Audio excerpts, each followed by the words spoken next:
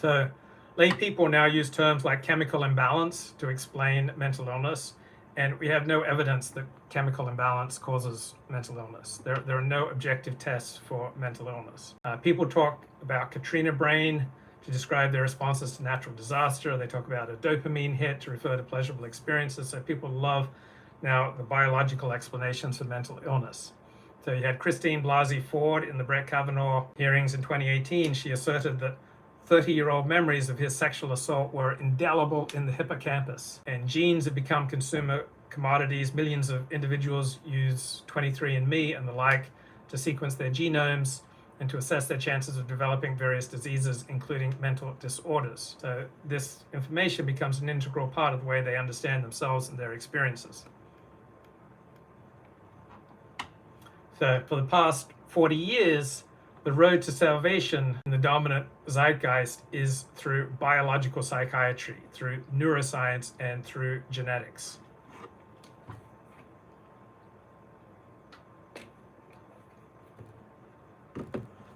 So supposedly neuroscience is going to show us the way to salvation.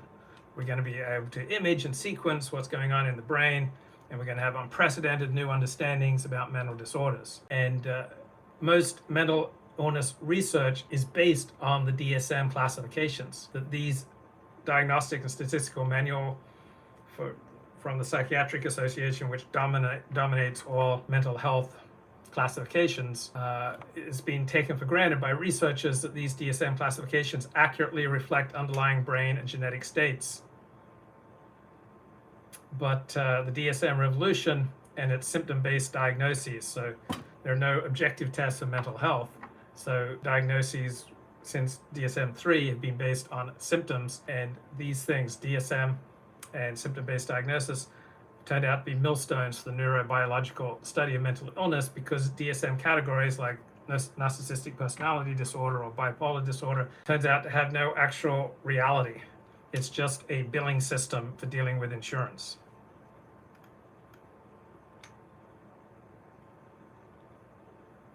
So if we want to understand the biological underpinnings of mental disorders, we not only need to know about genes, about neurotransmitters, neurochemicals, but we also need a clear idea of what condition embedded in the brain is being genetically transmitted. So the part played by heredity in the development of mental illness continues to be completely unsolved. Right? We don't know which genes exactly cause mental illness. And the chief difficulty to figure this out is to define the condition, the heredity of which one is attempting to trace. So all our DSM diagnoses, they're simply a way to get insurance billing for insurance billing purposes and to prescribe medication. They're not particularly helpful in working with reality. So I remember when I'd have therapy, my therapist says, look, I have to diagnose you to be able to bill insurance for what we're doing. So it's these DSM classifications of mental disorders that have played this huge role in studies of mental disorders, completely contrary to other medical conditions, because other medical conditions are objective tests, but there are no objective tests for mental disorders. It's just based on the clinician's observation, opinions, and your own self-reporting. So the patient's self-description and the doctor's observation, these are the only tools available for confirming the existence of some mental illness. So the DSM has essentially been the sole resource that neuroscientists have possessed to define the condition that they're studying. So genetic researchers in the 1980s and 1990s, they expected to find the gene or the genes that predicted the emergence of various DSM disorders. But DSM diagnoses don't correspond to any particular genotype. So neurobiological researchers have been on a fruitless search for underlying causal processes that simply don't exist in nature. So we have no reason to believe, after 40 plus years of research, that DSM categories have discrete underlying biological causes. Instead, they indicate the very opposite.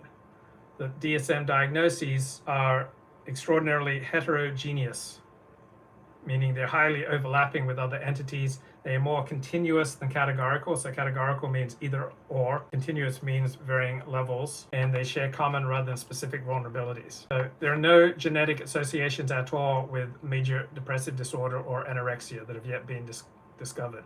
So to the extent the mental disorders are inheritable, they arise from complex interactions among many genes with very weak cumulative influences. So we do not have and are not likely to ever discover genes for psychiatric illnesses. This is the most important and the most discouraging discovery in the history of psychiatry, according to one psychiatrist, Randolph Ness. So major depressive disorder, which is the most popular diagnostic category in psychiatry, is not a single entity, right? So what the DSM calls major depressive disorder is an unknown number of diverse conditions. So people with the diagnosis of major depression have all these different disease states mediated by very different underlying pathophysiological mechanisms. We have no variable that defines a more heritable or genetically homogeneous subtype of depression. There's no clinician, no researcher who believes that major depressive disorder is a single illness. Despite more than 2 decades of sustained investment in psychiatric neuroscience, the fundamental pathology underlying depression remains elusive, and the diagnostic criteria for depression remains descriptive in nature, meaning depression is an absolutely adaptive and appropriate response to certain circumstances, right? Depression,